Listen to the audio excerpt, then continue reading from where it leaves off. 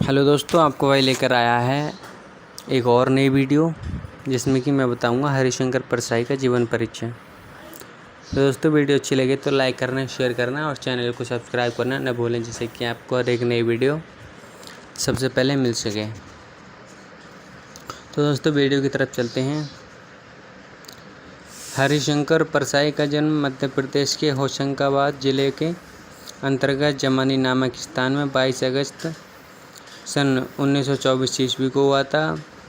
प्रारंभ से लेकर स्नातक स्तर तक की शिक्षा मध्य प्रदेश में ही हुई और नागपुर विश्वविद्यालय से इन्होंने हिंदी में एमए किया। 18 वर्ष की उम्र में इन्होंने जंगल विभाग में नौकरी की। खंडवा में 6 माह तक अध्यापक कार्य किया तथा सन 1941 ईस्वी से 1943 ईस्वी तक 2 वर्ष जबलपुर में स्पेंस ट्रेनिंग कॉलेज में शिक्षण कार्य किया। 1943 ईस्वी में वहीं मॉडल हाई स्कूल में अध्यापक हो गए। 1952 ईस्वी में इन्होंने सरकारी नौकरी छोड़ दी। 1953 ईस्वी से 1957 ईस्वी तक प्राइवेट स्कूलों में नौकरी की।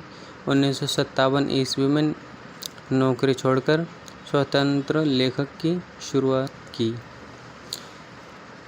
कलकत्ता के ललित कला महाविद्यालय से सन 1960 में डिप्लोमा किया। अध्यापक कार्य में ये कुशल थे, किंतु आस्था के विपरीत अनेक बातों का अध्यापक इनको सदा कदा खटक जाता था।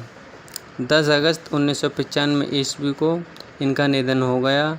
साहित्य में इनकी रुचि प्रारंभ से ही थी। अध्यापक कार्य के साथ साथ ये साहित्य सृजन की ओर मुड़े और जब ये देखा कि इनकी नौकरी इनके साहित्य कार्य में बाधा पहुंचा रही है, तो इन्होंने नौकरी को तिलांजलि दे दी और स्वतंत्र लेखन को ही अपने जीवन का उद्देश्य निश्चित करके साहित्य साधना में जुट गए। इन्होंने जबलपुर से वसुधा नामक एवं साहित्य मासिक पत्रिका भी निकाली, जिसके प्रकाशक व संपादक ये स्वयं थे। वर्षों तक विषय आर्थिक परिस्थिति में भी पत्रिका का प्रकाशन होता रहा और बाद में बहुत घाटा हो जाने पर इसे बंद कर देना पड़ा। सामायिक साहित्य के पाठक इनके लेखों को वर्तमान समय की प्रमुख हिंदी पत्र पत्रिकाओं में पढ़ते हैं। परसाई जी नियमित रूप से साप्ताहिक हिंदुस्तान, धर्मयुग तथा अन्य पत्रिकाओं के लिए अपनी रचनाएं लिखते रहे। परसाई जी हिंदी व्यंग के आधार स्तंभ थे। इन्होंने हिंदी व्यंग को नई दिशा प्रदान की। विकलांग श्रद्धा का दौर के लिए इन्हें साहित्य अकादमी पुरस्कार से सम्मानित किया गया। फ्रांसीसी सरकार की छात्रवृत्ति पर इन्होंने पेरिस प्रवास किया। यह उपन्यास एवं निबंध लेखक के बाद भी मुख्यत व्यंग्यकार के रूप में विख्यात रहे।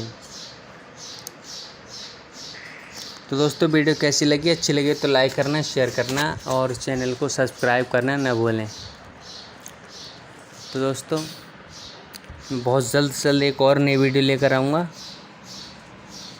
थैंक यू दोस्तों, बेस्ट।